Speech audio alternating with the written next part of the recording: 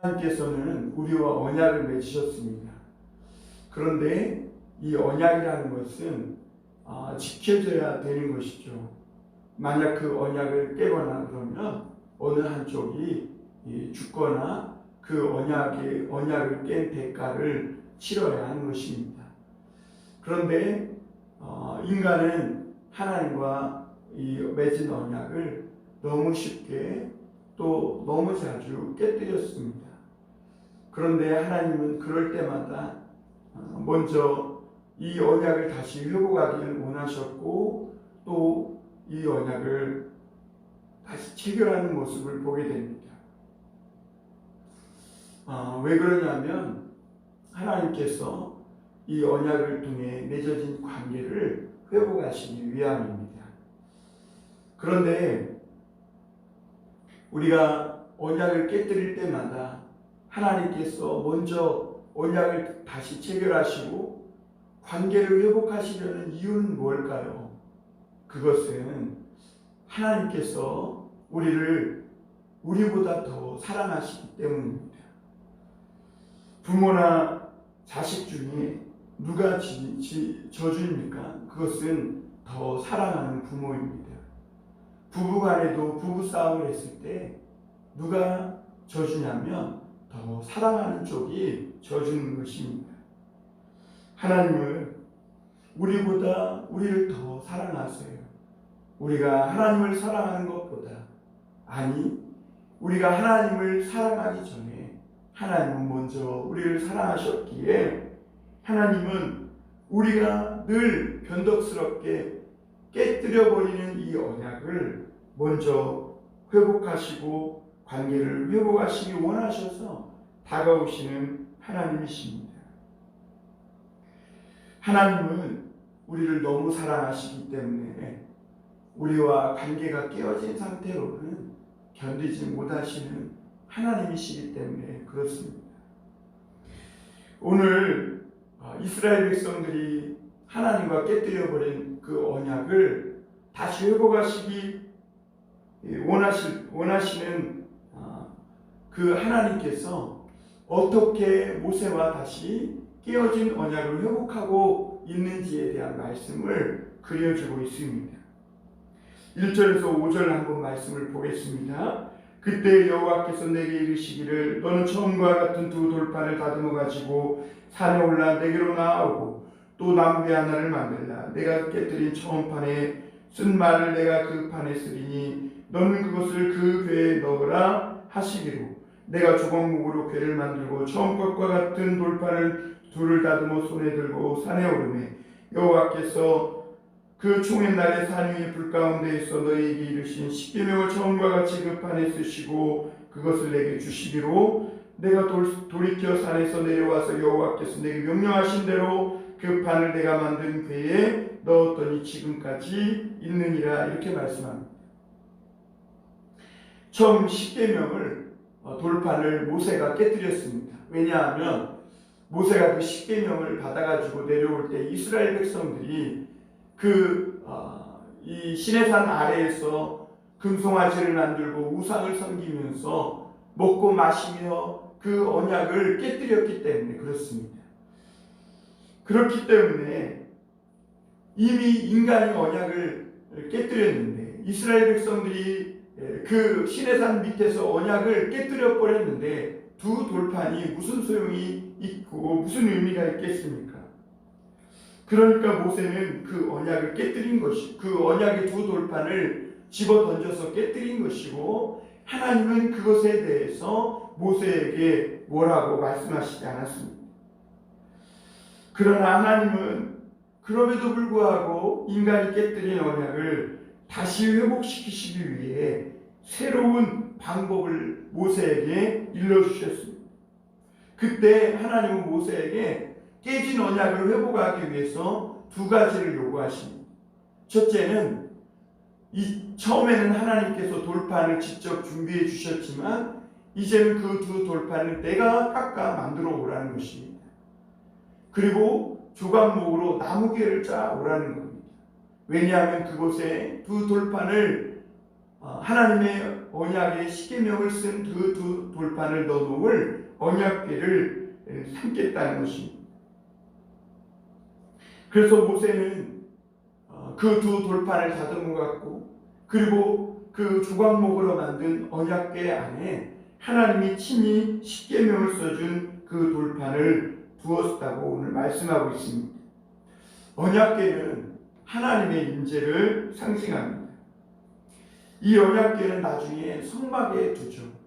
그리고 이스라엘 백성들 한복판에 그 언약궤 성막을 이루시고 또 성막 안에 언약궤를 둠으로 말미암아 하나님이 이스라엘과 늘 항상 함께 하심을 의미하고 있는 것입니다. 이스라엘에게 중요한 것이 뭡니까? 하나님의 임재입니다.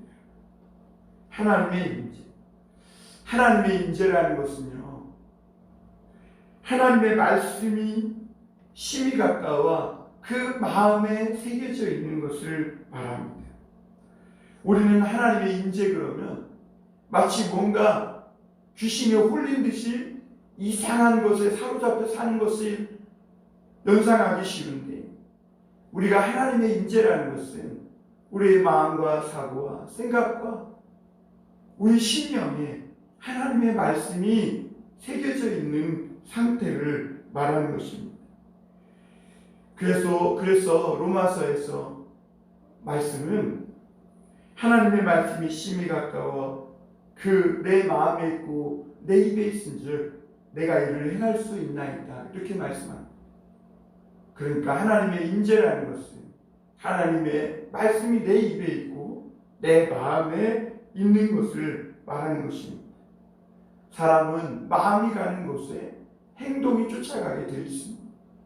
하나님의 말씀으로 뒤덮여 있는 그 마음은 하나님의 말씀을 사랑하여 순종할 수 있게 되는 것이죠.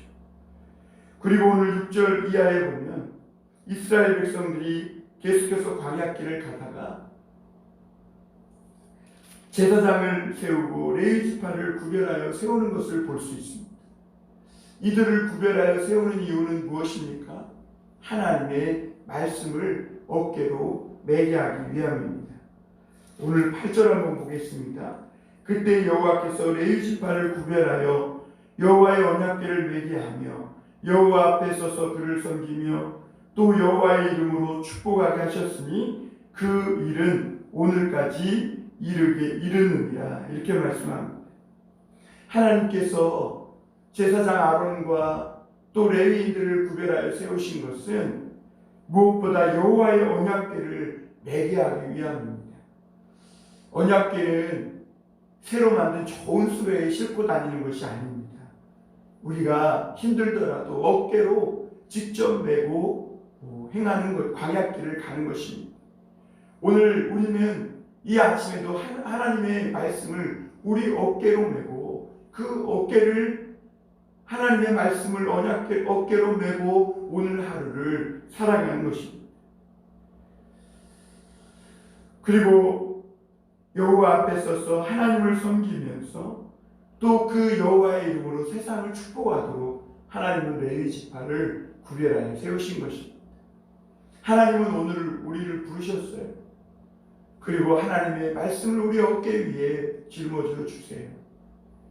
우리는 그 하나님의 말씀을 어깨로 메고 그리고 여호와의 이름으로 세상에 나아가 하나님의 이름으로 그 사람들을 축복하는 그런 사명을 받은 자들인 것입니다.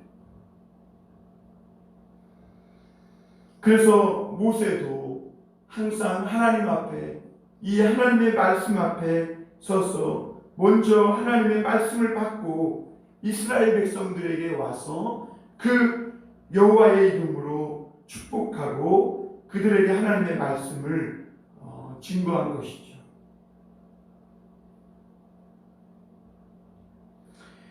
오늘 하나님은 11절에 보면 여호와께서 내게 이르시되 일어나서 백성보다 먼저 길을 떠나라. 내가 그들에게 주리라고 그들의 조상들에게 맹세한 땅에 그들이 들어가서 그것을 차지하리라 하셨느니라, 이렇게 말합니다.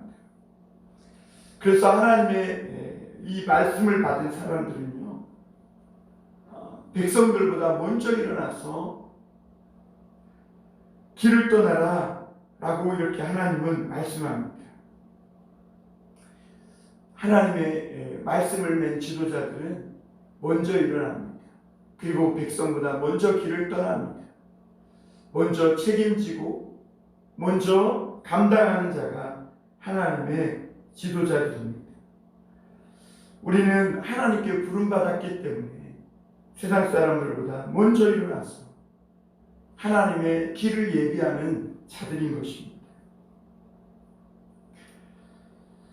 40주 40야를 모세는 금식하며 이스라엘 백성들이 그 시내산 아래서 먹고 마시며 우상을 만들고 뛰어놀 때 모세는 하나님 앞에 서서 40주 40야를 금식하며 목숨을 걸고 하나님 앞에 서서 이 십계명을 받아온 것입니다.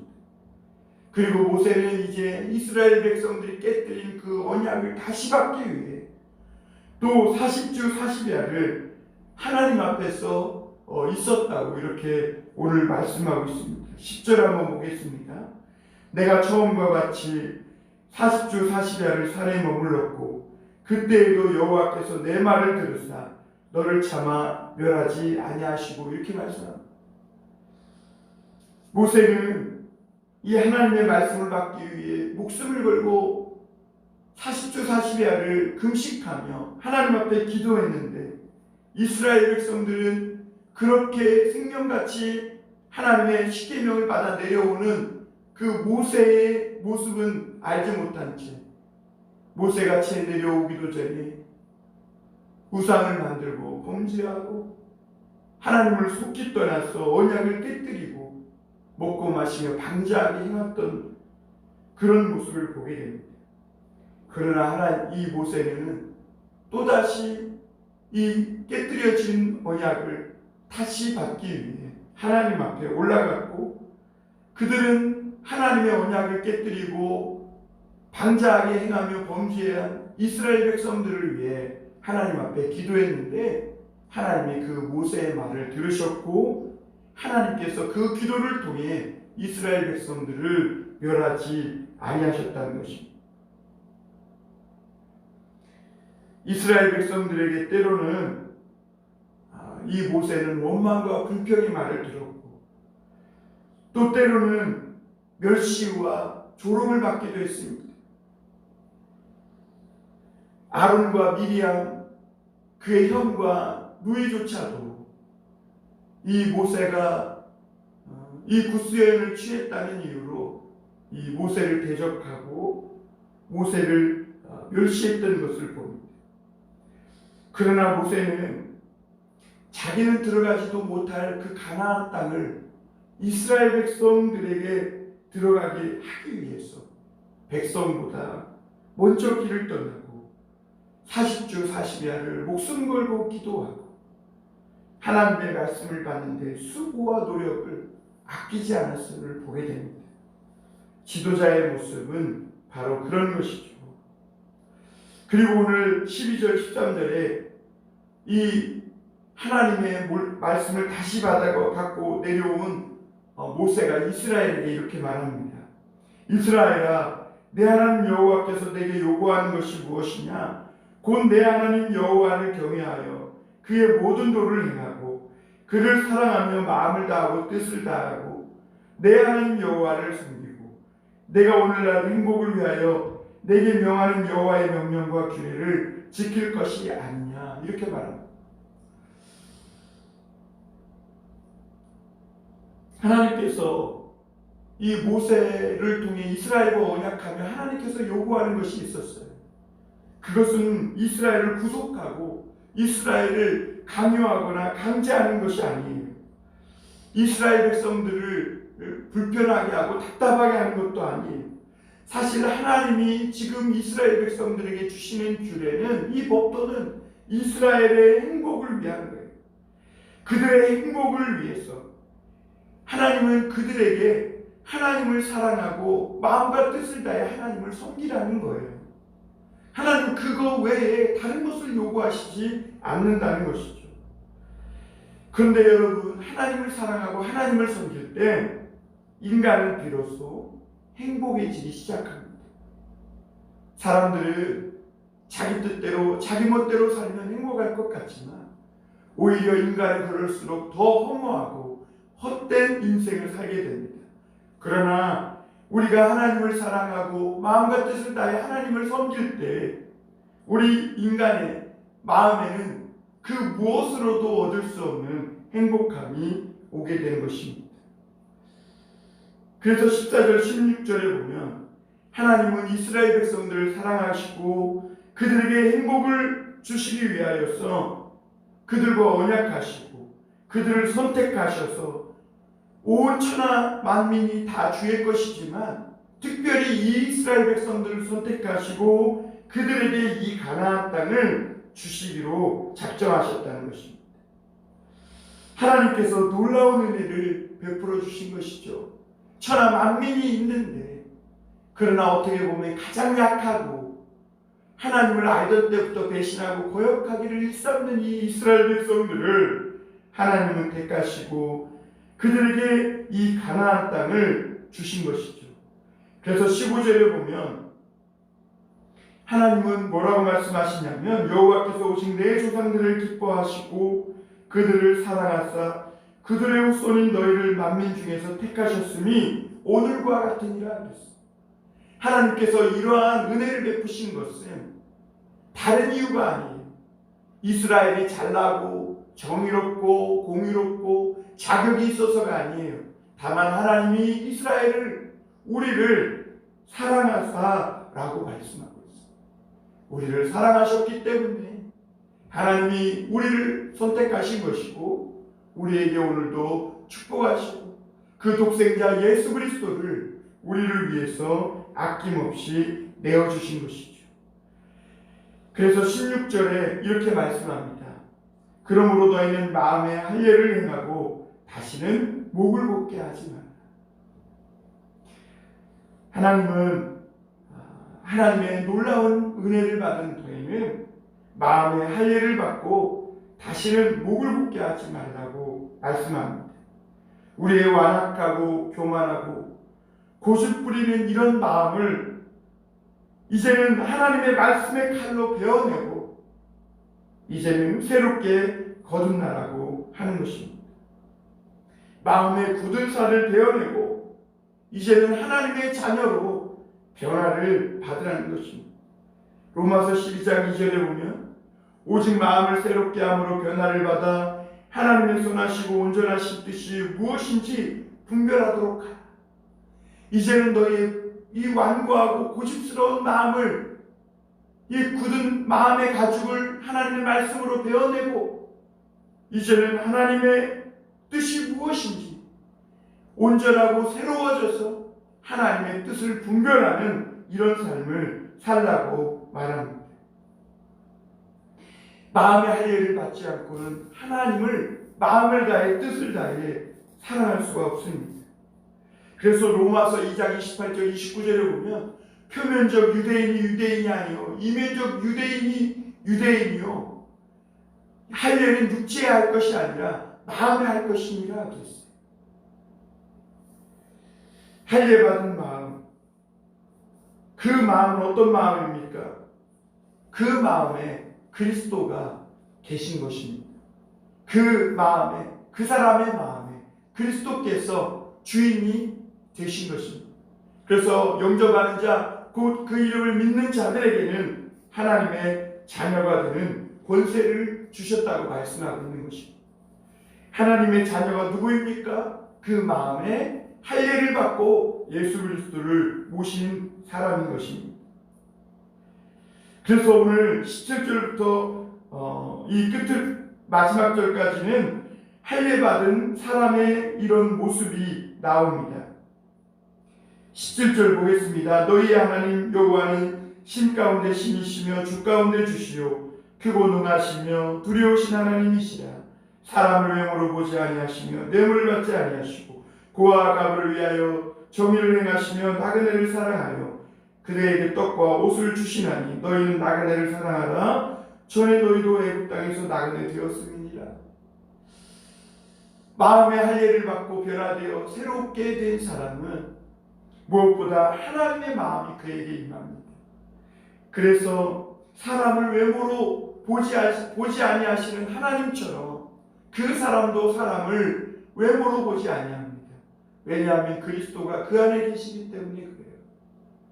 그리고 고아와 가부와 같이 약한 사람을 긍휼히 여길 줄 알고 강도 만난 자를 도와줄 줄 알고 나그네 된 자들을 기억하고 생각하고 그들에게 은혜를 베풀 줄 아는 사람이 된다는 것입니다.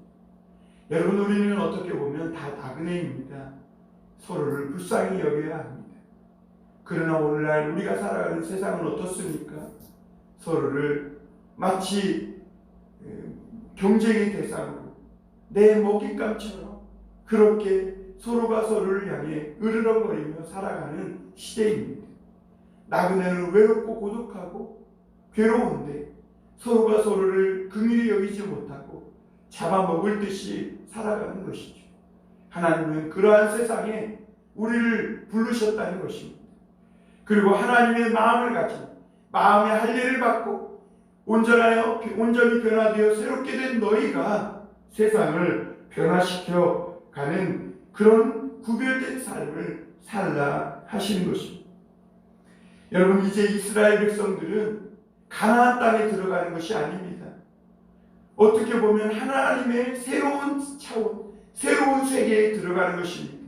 그가 언약을 받고 말씀을 받고 마음의 할례를 받아서 단지 가나안 땅으로 들어가는 게 아니라 하나님의 말씀 속으로 새로운 차원으로 새로운 세계 속으로 들어가는 것입니다. 그리고 그들이 하나님의 말씀 속으로 들어갈 때 하늘의 문이 열릴 것이고 그들이 이제는 땅만 쳐다보지 않고 땅에 집착하지 않고 하늘을 바라보며 살아가는 하나님의 사람들이 될 때에 하늘 문이 열리게 될 것입니다. 구별된 삶은 언약의 돌판을 받은 것만으로는 부족합니다. 이제는 성령께서 오셔서 우리 마음에 충만히 임재해 주시고 우리의 마음에 할례를 받아야 합니다. 우리도 이제는 새로운 수준의 삶을 살아야 합니다. 이제는 새로운 세계로, 말씀의 세계로, 새로운 차원으로, 하나님의 차원으로 들어가야 합니다. 성령께서 하나님의 말씀으로 우리 마음에 굳은 살을 베어내는 놀라운 이런 역사가 있어야 합니다. 에베소서에 보니까 하나님의 말씀은 성령의 검이라고 했습니다. 오늘 이 하나님의 말씀이 우리에게 임하시는 성령의 임재하심과 함께 우리 굳은 마음을 또 완고한 마음을 고집스러운 마음을 베어내고 온전히 새롭게 변화되어 예수 그리스도가 더욱 충만히 우리 마음속에 살아 역사하는 그런 우리가 될 수 있기를 주님의 이름으로 축원합니다.